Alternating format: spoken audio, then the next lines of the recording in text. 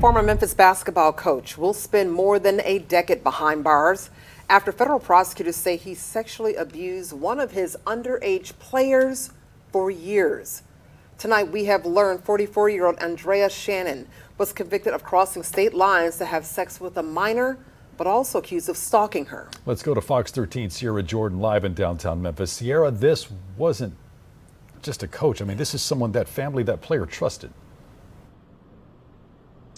That's right, Daryl. The Department of Justice says the 44-year-old basketball coach sexually abused a girl multiple times. They say it happened in his home, at a rental property, and even at gyms in Mississippi and Tennessee. Now, federal prosecutors say his actions will not be tolerated. This is 44-year-old Andrea Shannon, a basketball coach for an area homeschool association. But according to the Department of Justice, he used that role to target one of his players. Children that abuse are likely to be abused by someone that they know. And so 90% of abusers are an acquaintance, someone that the family knows. It could be a teacher, it could be a mentor. Court records show Shannon groomed an underage female basketball player and her parents until he gained their trust. Then, the coach would drive her to practices and scrimmages in Mississippi and Tennessee. Over several years, prosecutors say Shannon sexually exploited the minor in multiple locations. But when the player turned 18, records show he began cyberbullying the minor when she tried to break up with him. They say he threatened to release sexual explicit photos of the player in order to force her into a continued sexual relationship.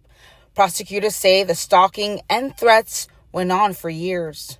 You know that abusers, they will manipulate, they will threaten their victims, they use secrecy, so there is a lot, that happens to victims in the process of being abused.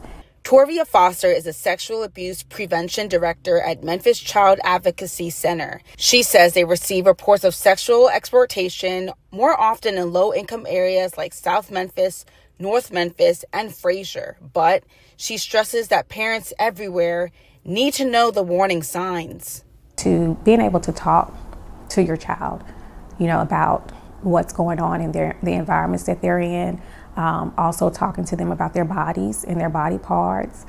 A lot of children that use cell phones and that have social media accounts.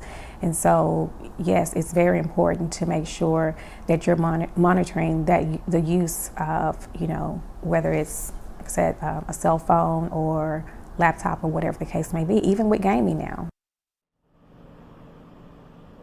Now, Shannon will serve 12 years in federal prison with no parole. When he is released, he will be required to register as a sex offender. Darcy, Daryl. That is Fox 13 Sierra Jordan reporting. Thank you, Sierra.